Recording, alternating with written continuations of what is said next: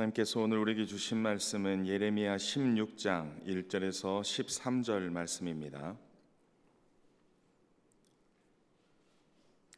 예레미야 16장 1절에서 13절 말씀 함께 합독하겠습니다. 여호와의 말씀이 또 내게 임하여 이르시되 너는 이 땅에서 아내를 맞이하지 말며 자녀를 두지 말지니라. 이곳에서 낳은 자녀와 이 땅에서 그들을 해산한 어머니와 그들을 낳은 아버지에 대하여 여호와께서 이와 같이 말씀하시오니 그들은 독한 병으로 죽어도 아무도 슬퍼하지 않을 것이며 묻어주지 않아 지면의 분토와 같을 것이며 칼과 기근에 망하고 그 시체는 공중의 새와 땅의 짐승의 밥이 되리라. 여호와께서 이와 같이 말씀하시되 조상집에 들어가지 말라. 가서 통곡하지 말며 그들을 위하여 애곡하지 말라. 내가 이 백성에게서 나의 평강을 빼앗으며 인자와 사랑을 제함이라. 여호와의 말씀이니라. 큰 자든지 작은 자든지 이 땅에서 죽으리니 그들이 매장되지 못할 것이며 그들을 위하여 애곡하는 자도 없겠고 자기 몸을 베거나 머리털을 미는 자도 없을 것이며 그 죽은 자로 말미암아 슬퍼하는 자와 떡을 떼며 위로하는 자가 없을 것이며 그들의 아버지나 어머니의 상사를 위하여 위로의 잔을 그들에게 마시게 할 자가 없으리라.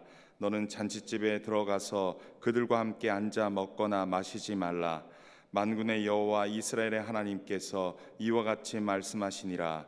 보라, 기뻐하는 소리와 즐거워하는 소리와 신랑의 소리와 신부의 소리를 내가 내 목전 내 시대의 그곳에서 끊어지게 하리라. 내가 이 모든 말로 백성에게 말할 때 그들이 내게 묻기를 여호와께서 우리에게 이 모든 큰 재앙을 선포하심은 어찌 됨이며 우리의 죄악은 무엇이며 우리가 우리 하나님 여호와께 범한 죄는 무엇이냐 하거든 너는 그들에게 대답하기를 여호와께서 말씀하시되 너희 조상들이 나를 버리고 다른 신들을 따라서 그들을 섬기며 그들에게 절하고 나를 버려 내 율법을 지키지 아니하였음이라. 너희가 너희 조상들보다 더욱 악을 행하였도다. 보라, 너희가 각기 악한 마음의 완악함을 따라 행하고 나에게 순종하지 아니하였으므로 내가 너희를 이 땅에서 쫓아내어 너희와 너희 조상들이 알지 못하던 땅에 이르게 할 것이라. 너희가 거기서 주야로 다른 신들을 섬기리니 이는 내가 너희에게 은혜를 베풀지 아니함이라. 말씀 보도록 하겠습니다. 어제 본문에서 예레미야는 하나님의 말씀 맡은 자로 유다를 향한 심판을 선포하지만 유다는 변하지 않고 끝까지 상황만 악화됩니다. 예레미야는 하나님께 자신이 있는 곳에 다툼과 싸움만 있고 마치 빚을 독촉하는 채무자와 같다며 급기야 자신의 출생까지도 저주하며 탄식합니다. 하나님께서는 탄식하는 예레미야에게 강하게 할 것이며 복을 얻게 할 것이라 재앙과 환난의 때에 간구할 힘을 주시겠다 하십니다. 예레미야는 하나님의 위로에도 불구하고 하나님께 또다시 탄식합니다. 유다를 위해 중보 기도를 하던 그는 하나님의 말씀을 선포하다가 내쫓김을 당하였습니다. 하나님께 순종했는데 돌아오는 것은 소외당함과 고립입니다. 공동체에서 배제되고 사회적으로 내침당한 것입니다. 하나님께서는 그러한 예레미야의 탄식을 듣고 그를 다시 한번 소명의 자리로 부르십니다. 그리고 이 백성 앞에서 예레미야를 노선명 되게 하시겠다고, 그래서 그들이 칠지라도 그들이 이기지 못할 것이라 하십니다. 하나님께서 선지자와 함께 하심으로 건지며 구원할 것이라 말씀하십니다. 어제 본문에서 하나님께서는 당신의 사람을 반드시 책임지시는 것을 볼 수 있습니다. 우리 하나님은 당신의 사람들을 책임지십니다. 그것도 끝까지 책임지십니다. 어떠한 상황과 형편에서도 우리가 주님을 신뢰할 수 있는 이유는 하나님께서 우리와 함께 하시며 우리를 건지시고 구원하시기 때문입니다. 그 믿음으로 다시 사명의 길을 가는 것입니다. 그 말씀 붙잡고 믿음의 여정을 우리가 가는 것입니다. 오늘 본문에서 하나님께서는 예레미야에게 특별한 명령을 몇 가지를 하십니다. 먼저 1, 2절에서 하나님의 말씀이 예레미야에게 임하여 너는 이 땅에서 이곳에서 아내를 맞이하지 말며 자녀를 두지 말라 말씀합니다. 여러분, 히브리 성경에는 독신이라는 단어 자체가 없습니다. 히브리 성경에서는 결혼은 지극히 성경적인 거고, 결혼하여 자녀를 낳는 것은 축복입니다. 따라서 구약 성경에서 독신이라는, 히브리 성경에서 독신이라는 단어가 나오지 않습니다. 그만큼 결혼은 상식인 것입니다. 그런데 하나님께서 선지자에게 평생토록 아내와 자녀를 두지 말라 말씀하십니다. 하나님께서는 선지자에게 왜 이러한 특별한 명령을 주십니까? 하나님께서 선지자의 삶 자체를 당신의 메시지로 사용하기를 원하십니다. 입술에서 나오는 말만이 메시지가 아니라 그 사람의 삶을 통하여 하나님의 메시지가 드러나게 하기 위하는 것입니다. 예레미야는 말씀 선포뿐만 아니라 자신의 개인적 삶을 통하여 유다에게 하나님의 심판의 의지를 전달해야 합니다. 예레미야는 결혼을 못하여 자녀를 출산하지 못하는 모습을 보여주므로 미래가 없는 유다의 파국적 운명을 상징하고 있습니다. 이 땅 예루살렘과 유다에는 앞으로 아이들이 없을 것이며, 현재 살고 있는 자들은 치명적인 질병이나 전쟁과 기근으로 다 죽을 것이며, 그들의 시체는 공중의 새와 땅의 짐승의 밥이 될 것입니다. 두 번째, 하나님께서 특별하게 예레미야에게 주시는 명령은 5절 이하에 있습니다. 5절에 보면 조상집에 들어가지 말라, 가서 통곡하지 말며 그들을 위하여 애곡하지 말라 하십니다.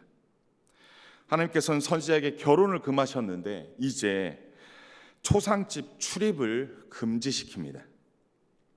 사람이 죽었지만 장례를 치를 수 없을 정도로 엄청난 재앙이 닥칠 것을 보여주고 있습니다.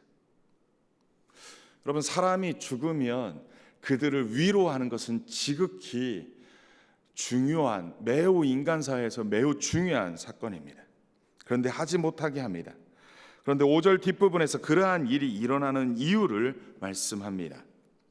그것은 여호와께서 유다 백성에게 평강을, 인자를, 사랑을 거두어 가셨기 때문이라 말합니다. 유다의 생존과 번영을 가능하게 해주시는 분은 여호와 하나님인 것을 말씀하고 있습니다. 여호와 하나님께서 유다의 생존과 번영을 가능하게 해주시지 아니하면, 그것을 함께하지 아니하면 그 모든 것들이 중단되고 말을 이야기하고 있습니다. 하나님께서는 유다의 생존에 대하여 더 이상 관심을 기울이지 않습니다. 그들에 대한 도움의 손길을 떼십니다. 하나님의 보호하심이 박탈당한 하나님의 백성들은 높은 자나 낮은 자나 할 것 없이 다 죽음에 넘겨집니다. 모든 사람들이 파멸적 심판에 떨어지기에 여호와께로부터 버림받은 유다의 죽음을 애곡해 주거나 그 시체를 매장해 주는 사람이 없습니다. 그 죽음에 대하여 애도해 주거나 위로해 줄 자도 없을 것이라 말씀하고 있습니다. 하나님께서 예레미야에게 주신 특별한 명령 세 번째는 8절에 나타납니다. 너는 잔치집에 들어가서 그들과 함께 앉아 먹거나 마시지 말라 하십니다. 결혼을 금지시켰고 초상집 출입을 금지시키더니 이젠 기쁨과 즐거움이 넘치는 잔치집 출입을 금지시킵니다. 사람이 살아가는 곳에는 그곳이 아무리 힘들고 어렵더라도 죽은 자를 위한 통곡과 위로가 있고 신랑 신부를 축하하는 기쁨이 있습니다. 그렇습니다. 아무리 경기가 어렵고 경제가 어렵고 힘든 시절을 지난다 할지라도 인간사에서는 이러한 부분은 매우 중요하게 작용합니다. 신앙이 있고 없고를 떠나서 사람이 사는 곳에서 이것은 지극히 당연한 것입니다. 하지만 예루살렘에는 그러한 애통함도 기쁨도 완전히 사라집니다. 결혼이 없기에 다음 세대를 감당할 새로운 생명의 탄생도 불가능하게 되었다고 말하고 있습니다. 유다의 임할 심판이 얼마나 철저하게 이룰 것인지 보여주고 있습니다. 미래를 전혀 기대할 수 없을 정도로 철저한 멸망을 예고하고 있습니다. 그렇습니다. 1절에서 지금 9절까지의 내용에서 보면 하나님께서 세 가지의 행위적 금지를 시킵니다. 하나님께서 왜 그렇게 하십니까? 무엇 때문에 하십니까? 이것은 무엇을 말씀하는 것입니까? 하나님께서는 예레미야에게 하나님의 말씀만 선포할 것이 아니라 행동을 명령하십니다. 하나님의 선지자는 하나님의 말씀만 선포하는 자가 아니라 행동으로, 그의 삶으로도 선포하는 자입니다. 이 말씀은 오늘날 우리에게도 그대로 적용될 수 있습니다. 하나님의 말씀을 듣고 묵상하는 우리는 우리의 입술과 귀로만 하나님의 말씀을 대하는 자가 아닙니다. 그렇습니다. 주일날 말씀을 듣고 예배 때마다 말씀을 듣고 그리고 개인적으로 묵상하고 우리가 귀로 듣고 눈으로 봅니다. 하지만 우리가 그것을 전달한다고 입술로만 전달할 것이 아니라 삶으로 또한 전달하는 것이 또 그것이 중요한 전달의 도구임을 말하고 있는 것입니다.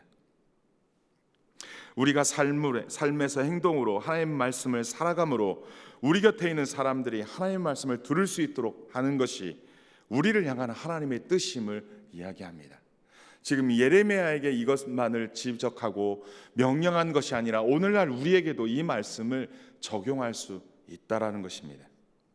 우리 주변의 사람들과 매일의 삶에서 마주칠 때 우리의 변화된 행동은 하나님께서 우리를 통하여 그들에게 하시는 사랑의 언어가 되어야 할 것입니다. 이것이 우리를 통한 하나님의 계획입니다. 때때로 여러 말보다 큰 울림으로 전달되는 것은 때때로 그 사람의 뒷모습이 강하게 작용될 때가 있습니다. 그 사람의 얼굴과 그 사람의 몸짓과 그 사람의 표정 속에서 큰 은혜를 받고는 합니다. 그 사람의 언어, 그것이 다른 사람에게만 영향을 끼치지는 않습니다. 특별히 자녀 교육에서는 그렇다고 하죠. 자녀들이 부모의 그 소리를 따라서 성장하는 것이 아니라 부모의 뒷모습을 따라서 성장한다고요. 부모의 뒷모습이 어떻게, 그 모습이 어떻게 살았는지에 따라서 자녀의 삶이 결정된다고요. 오늘 성경에서도 우리에게 그러한 도전을 주는 거 아닐까 싶습니다. 하나님은 이제 우리의 언어뿐 아니라 우리의 행동과 표정과 몸집을 통해 주님의 음성을 세상에 전달되기를 원하십니다. 오늘 이 하루 매일 만나는 그 사람에게 말뿐 아니라 작은 표정과 몸짓과 행동을 통해 하나님의 사랑의 말씀을 전달하는 순종하는 하루 되기를 소원합니다. 그래서 하나님의 사랑과 위로가 그들에게까지 흘러가는 축복의 통로 되시기를 간절히 축원합니다. 10절 이하에 보면 하나님께서는 예레미야를 통하여 유다의 완전한 멸망을 선포할 때 유다 백성들이 혹시나 그 이유를 묻거든 하나님께서는 예레미야에게 다음과 같이 답변하라 하십니다. 그 물음은 10절에서 나타납니다. 우리가 멸망당할 만큼 그렇게 크게 잘못을 범했단 말입니까? 도대체 우리가 저지른 죄악이 무엇란 말입니까? 라며 그들은 자신들이 무슨 짓을 하고 있는지 깨닫지 못하는 질문을 합니다. 하나님께서는 그들의 조상보다 더욱 악을 행하였다고 고발합니다. 조상 때부터 있었던 죄악, 조상 때 지었던 죄악으로 말미암아 지금 우리에게 재앙이 임한다라고 말하는 것이 아니라 조상 때에도 죄악이 있었지만 오늘날 너희의 죄악이 조상 때보다 더 악하다라고 하나님은 고발하신 것입니다. 특별히 악한 마음의 완악함을 따라 행하고 라고 말하는데요, 이 악한 마음의 완악함, 고집스러움, 정말 변할지 모르고 끝까지 고집을 피우며 그렇게 완악한 마음으로 죄악 가운데 거하는 것을 말합니다. 원래 하나님의 사람은 하나님의 말씀을 듣고 그 말씀을 따라 살아가는 겁니다. 감정을 따라, 그 마음이 이끄는 따라 살아가는 것이 아니라 하나님의 말씀을 따라 살아가는 존재입니다. 때때로 마음은 이곳에 가고 싶은데 그 마음의 길을 가지 아니하고 하나님의 말씀의 길로 한 걸음씩 한 걸음씩 가는 것이, 그것이 하나님의 사람인 것입니다. 창세기 12장에 보면 아브라함이 갈 바를 알지 못하고 하나님의 말씀을 따라갔습니다. 특별히 내가 너에게 하나님의 복을 주겠다라고 말씀하셨습니다. 땅의 축복과 자손의 축복을 주시겠다고 약속했습니다. 그리고 너를 축복하는 자에게 내가 축복하고 너를 저주하는 자를 내가 저주하겠다라고 말씀합니다. 그런데 12장 4절에 보니까 아브라함이 그 말씀을 따라갔고라고 표현하고 있습니다. 아브라함의 걸음은 하나님의 말씀을 따라간 것입니다. 그것이 옳고 그르다라고 내가 판단하고 내가 결정하여 그런 것은 따르지 않고 내가 옳다라고 여기는 것을 따라가는 그러한 기준의 삶이 아니라 하나님의 말씀을 따라갔다는 것입니다. 내 감정이 동의되지 않고 내 기분이 동의되지 않고 내 마음이 동의되지 아니하였다 하여 거부하고 그 완악함으로 따라가는 것은 성경적으로 옳지 않습니다. 근데 여기 보면 악한 마음의 완악함, 악한 마음의 그 고집스러움을 따라 행했다. 전혀 하나님하고 다른 방향, 하나님이 기뻐하시는 방향과 전혀 다른 방향으로 나아갔음을 고발하고 있습니다. 그렇게 하나님의 말씀에 순종하지 않았음을 지적하고 있습니다. 그 결과 어떻게 됐습니까? 하나님께서 유다를 이 땅에서 쫓아내어 그들과 그들의 조상이 알지 못하는 땅에 이르게 할 것임을 말하고 있습니다. 그들의 완악함, 그 고집스러운 죄악 가운데 거하고자 하는 완악함 가운데 그렇게 행했던 그들, 하나님 말씀에 순종하였던 그들을 쫓아서 그들과 그들의 조상이 알지 못하는 땅에 이르게 하고 유다는 그곳에서 주야로 다른 신을 섬길 것을 선포한 것입니다. 오늘 말씀에서 저는 크게 도전되는 말씀은 이 말씀입니다. 13절 하반절에 보면 나오는 말씀인데요. 이는 내가 너희에게 은혜를 베풀지 아니함이라 하셨다 하라 말씀합니다. 하나님의 사람은 하나님의 은혜가 없이는 살 수 없다라는 말씀입니다. 여러분, 하나님의 사람은 하나님의 은혜 없이 살 수 없습니다.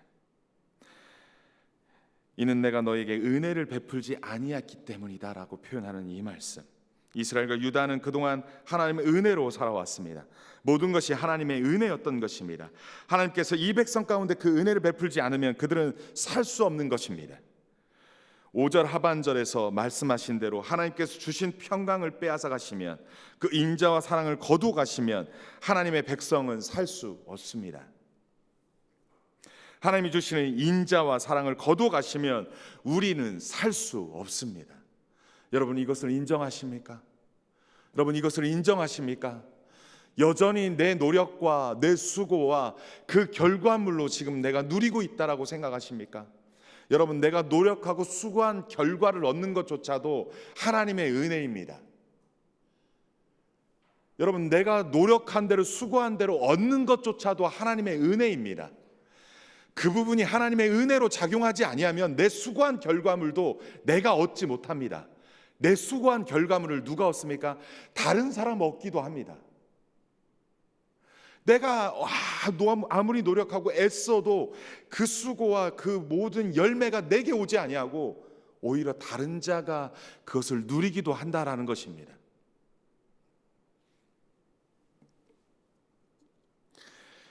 우리가 수고한 대로 그 수고의 열매를 거두는 것도 하나님의 은혜인 것입니다. 사람이 자기가 수고한 대로 거둘 수만 있다면, 그런 확신만 있다면 불행할 일조차도 없습니다. 그것조차 은혜였던 것입니다. 오늘날 우리들도 하나님이 그 은혜와 평강을, 하나님이 그 인자와 사랑을 우리에게 베풀지 않으면, 그것을 거두어 가시면 우리는 살 수 없습니다. 모든 것이 하나님의 은혜인 것입니다. 나의 나된 것은 하나님의 은혜인 것입니다. 이것을 잠시도 잊지 말고 늘 나를 구원하신 하나님을 기억하며 그 구원의 하나님을 경외하며 그 구원의 하나님의 말씀을 따라, 그 다스림과 통치함을 따라 순종으로 반응하며 나아가는 저와 여러분 되기를 소원합니다. 하나님은 우리에게 항상 최상의 것으로, 최고의 것으로, 가장 좋은 때 은혜를 베풀어 주시는 분이십니다. 그런 분이십니다. 그 하나님 안에 영원토록 거하시기를 주님의 이름으로 간절히 축원합니다. 이 시간 주신 말씀을 붙잡고 함께 기도하겠습니다.